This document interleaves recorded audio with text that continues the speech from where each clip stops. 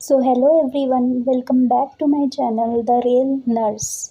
तो आज हम डिस्कस करने वाले हैं कि आरआरबी का नोटिफिकेशन निकलने के बाद जो बच्चों को सबसे बड़ा कंफ्यूजन रहता है कि कौन से जोन से हमें फॉर्म फिलअप करना चाहिए। तो अगर आप भी आरआरबी नर्सिंग सुपरिटेंडेंट की प्रिपरेशन कर रहे हैं तो आज की वीडियो आपके लिए बहुत इंपॉर्टेंट है। हर साल बहुत सारे कैंडिडेट सिर्फ अपना होम टाउन देखकर आरआरबी चूज़ कर लेते हैं और बाद में उन्हें पता चलता है कि उनकी प्रिफर्ड पोस्टिंग किसी और रेलवे जोन में थी।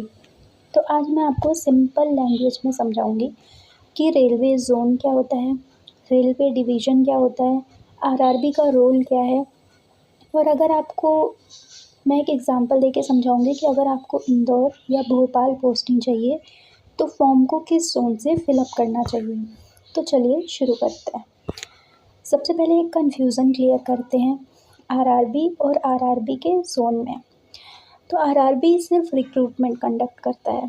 रेलवे जोन वो ऑर्गेनाइजेशन है जिसके अंडर आप जॉब करेंगे और हर रेलवे जोन के अंदर रेलवे डिविजन्स होते हैं जहां रेलवे हॉस्पिटल और हेल्थ यूनिट्स भी होते हैं।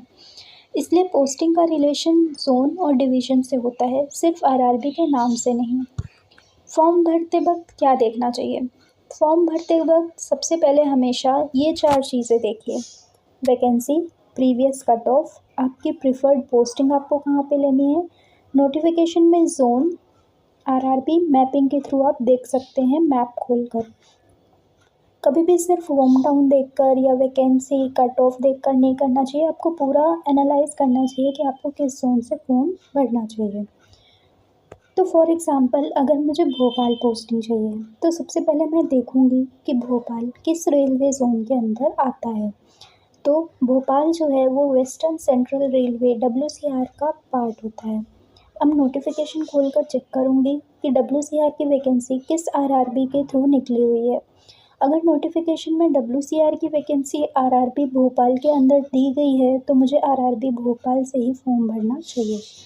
लेकिन अगर फ्यूचर में किसी नोटिफिकेशन के में वही WCR किसी दूसरे आरआरबी के थ्रू एडवर्टाइज हो तो मुझे उस आरआरबी से फॉर्म भरना होगा।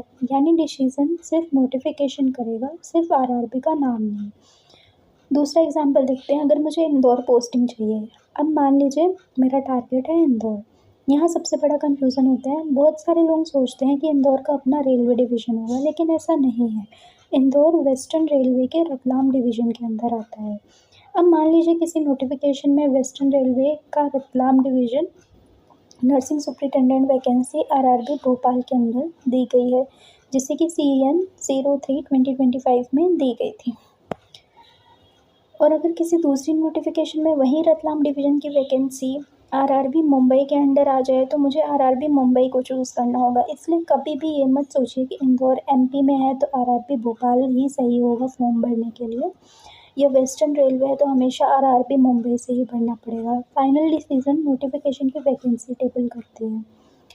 तो हमें ये देखना पड़ेगा कि टारगेट सिटी जहाँ पे भी हमें पोस्टिंग चाहिए उसका डिवीज़न क्या है, वो डिवीज़न किस जोन में आता है और नोटिफिकेशन में दिया गया आरआरबी के अंदर वो जोन और वो डिवीज़न दिया गया है क्या, तब हमें फॉर्म फिलअप करना चाहिए। अगली बार जब आरआरबी नर्सिंग सुपरिटेंडेंट की वैकेंसी आए तो सिर्फ अपना होम टाउन मत देखिएगा, नोटिफिकेशन की वैकेंसी टेबल खोलिए, देखिए किस जोन की वैकेंसी किस आरआरबी के अंडर दी गई है। उसके बाद वैकेंसी, प्रीवियस कट ऑफ और अपनी प्रिफर्ड पोस्टिंग को एनालाइज करके ही आरआरबी चूज़ करिए। अगर आप चाहते हैं कि मैं अगले वीडियो में इंडिया के सारे रेलवे जोन्स और डिवीज़न को मैप के थ्रू एक्सप्लेन करूं तो कमेंट में ज़रूर बताइएगा। वीडियो पसंद आए तो लाइक, शेयर और सब्सक्राइब करना मत भूलिएगा। Okay, bye.